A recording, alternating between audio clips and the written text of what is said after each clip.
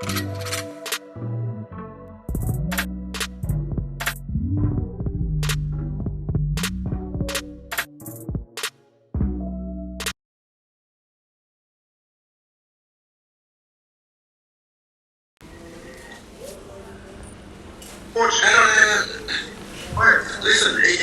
that's a great question.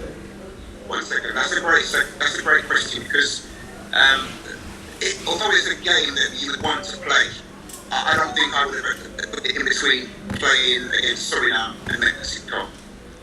It's too far to travel, and it's not ideal. You know, you want to be going into the Mexico game with your players not having played the game three days before.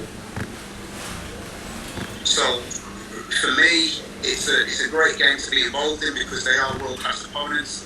But somewhere else in the calendar, when we haven't got so much, we haven't got such a busy schedule. Okay, thanks, Coach. I appreciate that. You're welcome. Let's go to Mr. Minzy. Go ahead, man. Yes, man. Good morning, everyone. Sorry for the noise in the background. Coach Fowler, greetings to you, sir. I just want to point out your selection criteria because initially when you did your first press conference, you highlighted some stuff like players' performance, regular in the team, and all of these things. And based on what we have seen in this team right now, it's kind of a bit different from what you said initially. So could you outline some of the stuff that you brought out? Just remind me of what you said. What you said that I said, please. Again, I didn't hear. I don't remember. I have it written down, but I can't pull where it is right now. You mentioned players have to be playing regularly, commitment. You list a few stuff that you made mention, right? And on often, but I know that you made mention of players playing regularly. Players have to be committed to the cause and so forth. Yeah. So could you the criteria, if it has changed in terms of how you selected the players? No. Okay, so I think for the Catalonia game was a game where I wanted to select players who, you know, generate interest from the top talent in the world. But Amari Hutchinson, probably one of the world's best players for his age. He wants to play for Jamaica, and there are other players in England off the back of that want to play. So I've double job. I've got to make sure that I want to attract the very, very best players because I want the same players who can play dual nationality as what England do and as what Wales do. They've been doing this for too long, and I want to become aggressive in that market and bring players in. With regards to selecting the squad, this is the way how I want to do it. You've got 16 players who are senior. I put pressure on those players to win games football, which then means I can pick another 7 players who can come in and who can learn and who can, if they're not ready, I can pick those young players. But I picked 16 players who are under pressure to learn to win games of football.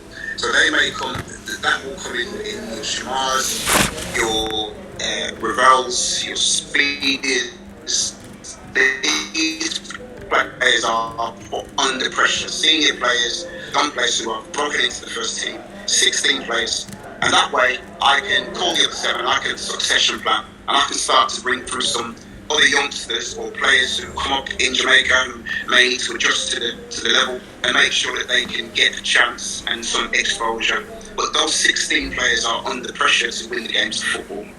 Now, when I call up a squad, I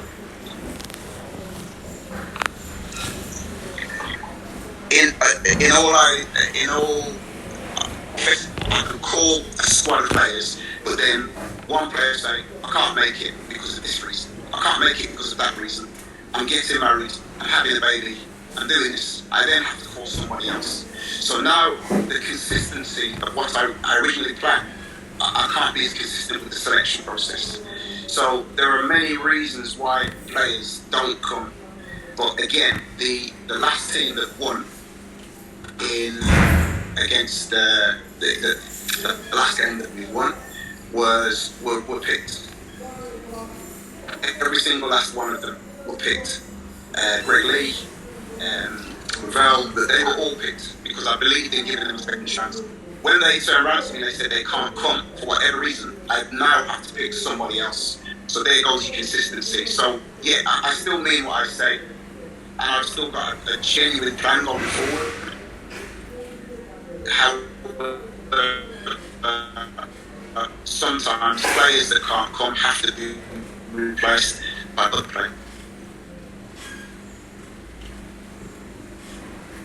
Hello? Yes, coach, just a follow up to that, coach. In terms of the 16 that you put pressure on, is that a set number?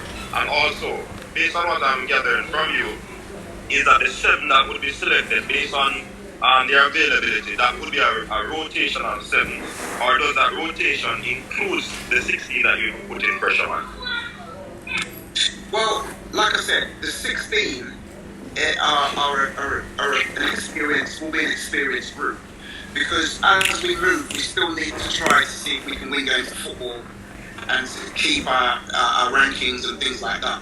So yes, I would like to replace one of the 16 with somebody of equal or greater strength, and then the 7, yes, we could rotate them, or that's pretty much a development group where I could still rely on them if I need them, but that group is not under that much pressure to, they're under the pressure to get into the 16.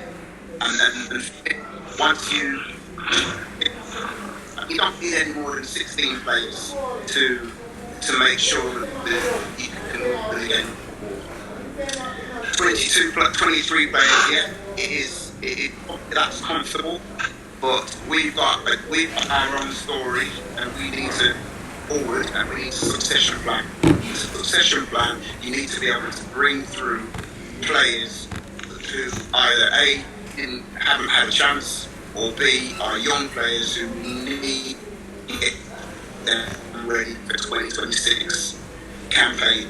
Is really an experience the big next to those squad of 16 who probably are all playing European football or American football or English football, and really make sure that they learn from those guys and create the environment that they really want to get into the first team. Alright, so we're moving on to I Am Sure Sport. I Am Sure Sport. Continue on to President.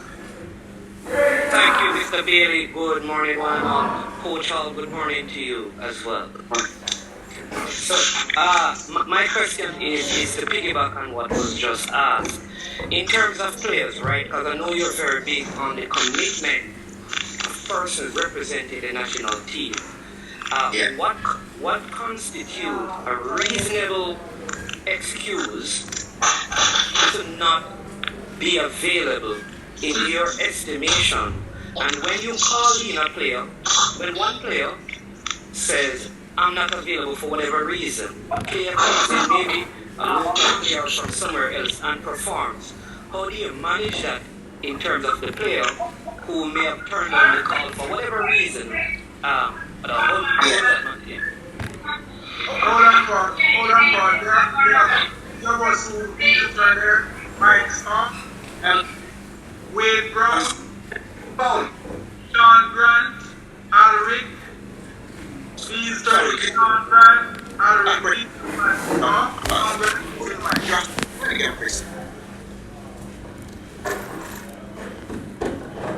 Hello? Hello? I'm sure, could you repeat the question? Okay, so the question is, what constitute a reasonable excuse to turn down a call-up in a FIFA designated window and competition for a particular player? And the other side of that is, when you as a coach now call someone else, that player performs reasonable in your estimation, what happens in a case like that to the player who initially turned down the call, though he's probably playing at a higher level than the player that you called to replace him? Great question. Like I said, there were 3 players that I know of, right? When I was playing, myself, Fitzroy Simpson, Dion Burton, who came, and we were really, and I'm talking really committed. There's not an excuse that could have happened to be able to stop us. Maybe, something, health or family. I really believe family comes first. And so if there's a family reason, then fine. Some of the reasons that I've been given say to me that some players aren't committed. Because those reasons they wouldn't give to their clubs. They wouldn't ever give to their clubs, and those reasons wouldn't be accepted. So for me, a reasonable excuse would be one where it's affecting family, or where it affects health. Because this isn't a call to your national football team. You are now getting your call to arms to represent your country. And I'm really particular about that. And it doesn't matter who you are. If you cannot come for a reason that I feel is acceptable, then you're allowing yourself to be left open to somebody coming in, playing better, and you having to sit on the bench. It's the natural law of life. If you let somebody, if you're playing really well, you keep that person on the bench. If you are not playing well and the person from the bench comes onto the pitch and plays really well, now you're allowing that person to come into and do much better. Whether you're playing at a high level or not, I've seen players play in the top leagues for their country but not be able to play. Top leagues for their teams and not be able to play for their countries. And I've seen players in lower levels and be able to play for their countries. It's not about who's playing at a high level, it's about who's committed.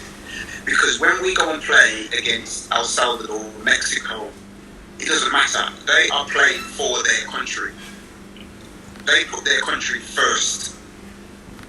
And you can see it the way they sing the national anthem. You can see it the way how they come in, it doesn't matter what happens, they're playing for their country and called.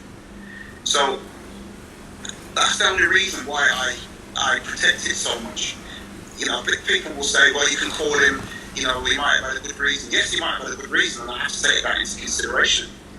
But some of the reasons that I've been given, saying no names and saying no reasons, have quite frankly not been good enough. And I will protect, as long as I'm in this job, I will protect the dignity and integrity of this job by picking players who are committed to the cause. And it's as simple as that.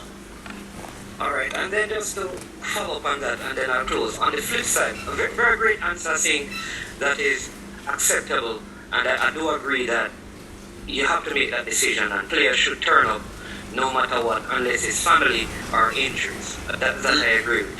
And I know in some occasions we have been told that the clubs may give them a difficult time, so maybe that's a good reason. But on the flip side, let me answer that one.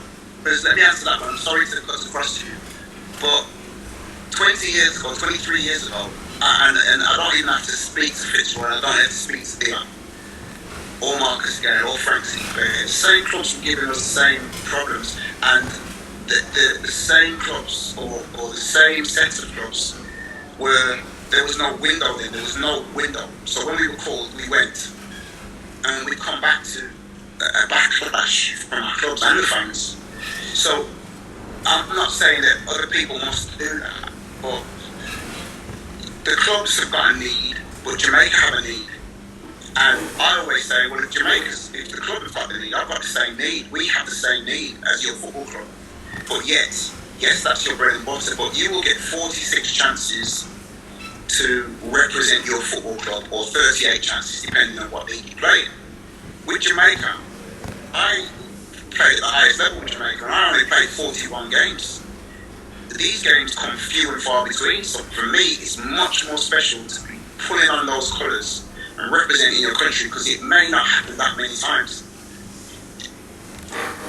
Yeah, good response. Alright, so let me just finish right. So on the flip side, when it comes on to the local players, I know that you're probably engaged, spending more time looking at the players in Europe and England, because that's where you're predominantly located. And so I suspect that there must be, and this is a question, right, that the coaching staff locally, assistant coach, may help you in terms of looking through the local leagues for players. But 100%. Right, so we are at and I don't see a lot of members of the coaching staff. And on television, our TV and camera angles don't present the best picture to evaluate players' performance. Now, could that lead to questionable call-up in terms of the players who are called from the local leagues if you're not actually at the game looking at the player before they are selected? And case in point, without calling names, there are... Please, I am sure sport, and let coach answer. We have a time limit. Okay. All right. Great. Thank you, and that's it. Yeah. Okay, so whenever I'm in Jamaica, you see me at the games, and I made sure the last time I was there, I watched I watched every game, and I saw every single player. But I don't believe that you can watch one game and decide. And I always make sure that I watch on Sportsmax. Sorry to plug that, but I watch on Sportsmax the Premier League as much as possible. Yes, I am reliant on my staff to know the leagues, and which is the important reason why they're here. They need to know the leagues, and they need to know different players. And a lot of the time I do call on, because I'm very, very, very pro Jamaica Premier League players and local players and young players being called into the squad. Very pro that, because again, outside of these windows, these international windows, and players can't come for whatever reason, clubs putting them under pressure, illness, whatever reasons they want to use, we have to get these players up to speed to be able to play and represent us in the best possible way. So it is key that my assistant and my coaches and my recruitment team understand that what I want and how I want to play, and can we look at players, because a player playing well isn't necessarily going to be called into the national team. We want them to be able to handle certain things, to play a certain way, and to make sure that they understand, and the recruitment team understand who we can bring into the team, who's got a ceiling to be able to improve under how we want to play. Alright, let's go to Daniel Wheeler. Daniel? Yes, sir. Thanks, Coach. Two-part question. First question, now that you are, in charge of a campaign from the start, how do you see yourself doing things differently from when you were assistant coach, whether that be scouting, whether that be preparation or training? How do you plan to, in terms of do things differently now with a nations league that you're going to be in charge of from the start? And also the second question that I have now is that if one of the players, do I understand that Shamar Nicholson is not in Suriname at this point? He didn't make the flight to Suriname. Okay, let me answer the second question first. I've got bad memory. All right, so Shamar isn't here, and due to administration, we just couldn't get it here. So I can't explain that. He was called, and I can't explain why he's not here. He didn't manage to make the flight to come, and I don't think that's... I mean, listen, that's not a question for me to answer. I just know that he's not here, and I've got to press on and impressed what I'm looking forward to seeing in Jamaica, because I believe that he's a very, very important part of what we do. But he's not here, so it is key that we focus on other players who can step in and fill his shoes against Suriname. The first part of your question, how would I do things differently? Well, like I said, for me, it's about making sure that we can be strong again the Suriname team. So, we'll have the extra day to be able to tell them and explain how we want to play. I want to be able to build relationships with the players, strong relationships with those players, and just make sure that we set off on a good foot in terms of making sure that our whole pool is totally understanding of the philosophy and how we want to go forward, and we communicate with the players well. And anybody that comes in has to understand that they've got to be playing well to be able to keep that position. So there's lots of different things from the start. I want to be able to get up to a good start, but I cannot forget that we are on a long-term journey. I cannot forget that. I could want to do everything now just to please everybody, but really and truly, we all know where we want to be, and we all know where, and somebody's got to draw the line somewhere, and we all want to get up to a good start and be successful. That success doesn't happen overnight, but we all will be where we need to be in 4 years' time, in 2 years' time. But we need to be hitting those key performance indicators, and we need to be able to introduce new players who can come in, because I just want the best possible 23, best possible 11 every time. But there comes a point of we've got to bring them through, we've got to make sure that we build up to that. So I want to re-engage as much as everybody else. I want to,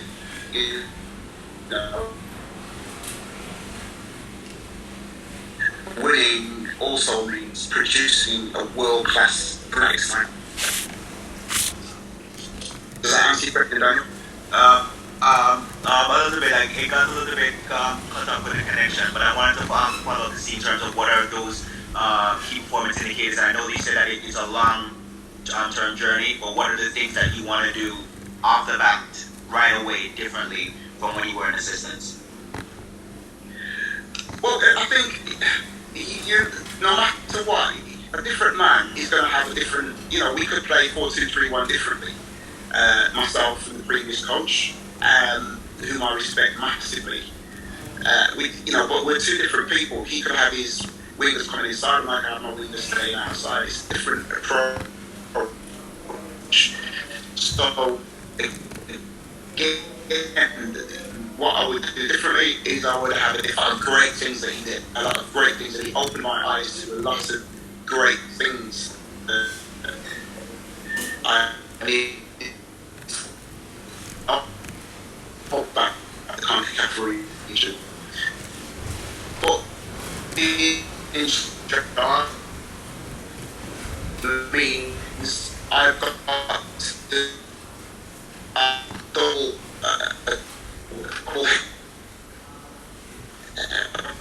approach.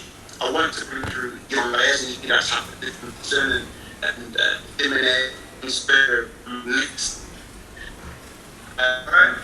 But also to be able to go and put them their better one and win something and to really achieve something and to really move my thing. Sorry. Coach, you're breaking up badly. I don't know how much longer we can go because we can hardly hear you. But we're going to try one more question and see if it gets better. We'll continue, but if it's not, then we'll finish with the last question. Let's go to the Formula Sports. You were there a long time. Let's hear from you. Good day to everybody, good day, and wishing Jaffa Paul all the best in the upcoming Nations League fixtures. For starters, I want to ask this question. Jaffa, every time I hear you to interviews or do a press conference, the word commitment arises. Jaffa, in your humble opinion, do you believe that this Reggae Boyz team has a commitment issue?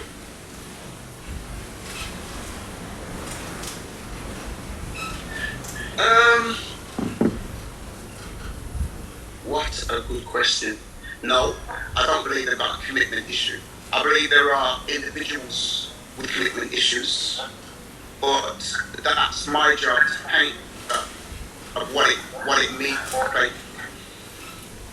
I didn't leave a legacy for some people to just come up and not be mentally ill. There are those with, the picture needs to be painted, and everybody needs to be able to commit it, because commitment is an action. It's a word, but it's more. And for me, people's actions will tell whether they're committed or not. So if I say to a player, if a player says to me, I don't want to play this game, and I'll say why, and that player is probably that they're not committed. Not only in this position until I'm removed, players will probably not be invited back. I can't, and I'm not. That's not a warning. That's just the way how I feel. The integrity making Jamaica football. So I really do believe that there's the whole squad is committed. I can see them commitment. There's lots of examples of commitment. You can see who committed. But again, for me, if a club was to put me under pressure, I'm a living example. A club me under pressure. When I was playing in England, and they put me under pressure, my first thing was, I'm going. Now, that was when we didn't have a chance, and it was when we did have a chance to go to the World Cup. I've always gone and been invited, and for me, that's one of the things. So commitment is a big word, because we've got everything else. We have everything else in our arsenal to be able to go and be competitive with everybody, right? I think we just need to be better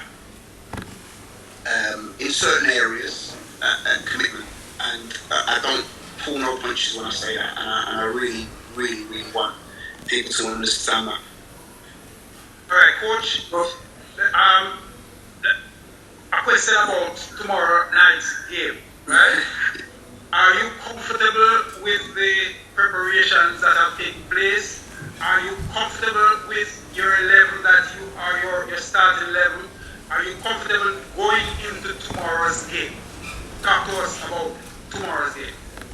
Okay, so preparation hasn't been perfect. It hasn't been perfect at all. But that's life. I think yes, I'm comfortable because life doesn't end, and life only begins with tomorrow. We are a team who we consider as being very good. A chance to go and represent Jamaica. I know they'll play what they are, and that's all I can ask them.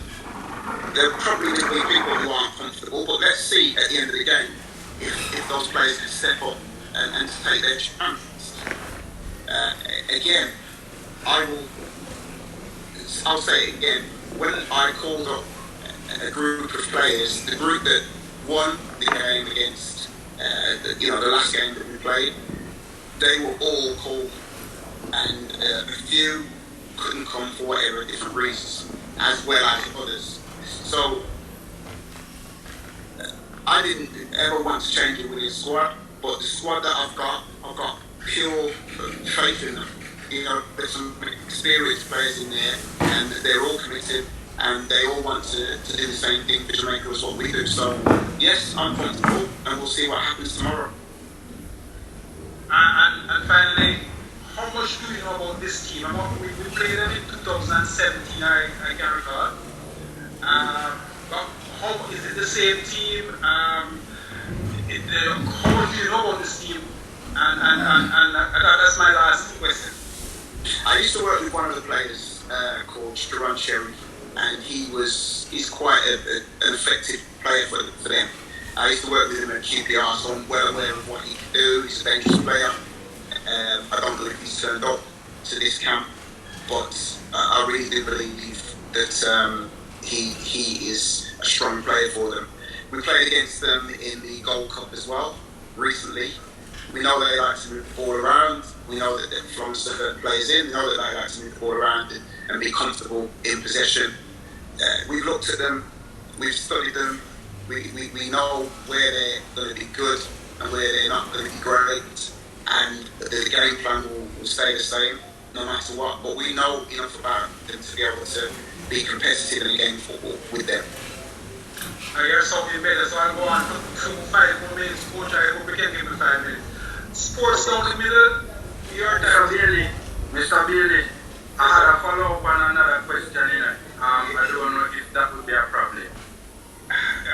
Well, we have been going now for 43 minutes, and so, all right, go ahead, let me shut up. Go ahead. Alright, so just my follow-up quickly to the question I asked and then another question. Jaffa, you said you believe that some of the players have commitment issues.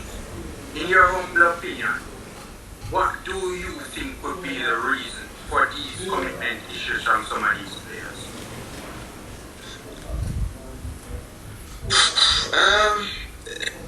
Listen, this is not all players. I'm not saying all players. There are a few who I would believe that when they will put their listen. I'm a different animal, so I never ever put my club before my coach. Never. And sometimes there might be, like I said to you before, there are some reasons I've been given for people not turning up. I've suggested that there is a commitment issue with a few people, and I can only go on not what facts, but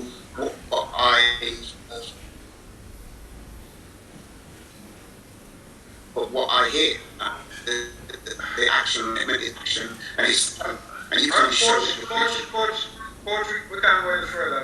It's getting too bad now. Can't go any further. It's breaking up badly. I'm sorry. So we're gonna have a press conference again next week because the coach will be coming to Jamaica on Sunday. I think it is at midday. So sometime next week, quite like the game is on Tuesday.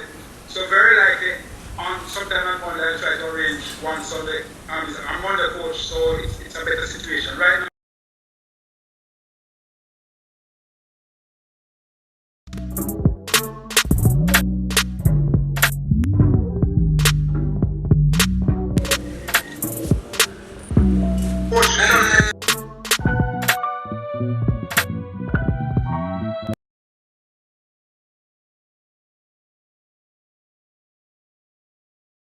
So that is it for Paul Hall post-match press conference. Hopefully, you guys take something from that. I find it very, very interesting. The biggest talking point is commitment. I'll be doing a live on this as well, and most definitely we'll be discussing it in the match preview that we'll be doing later on this season. Until next time, Military Guna TV, we're out.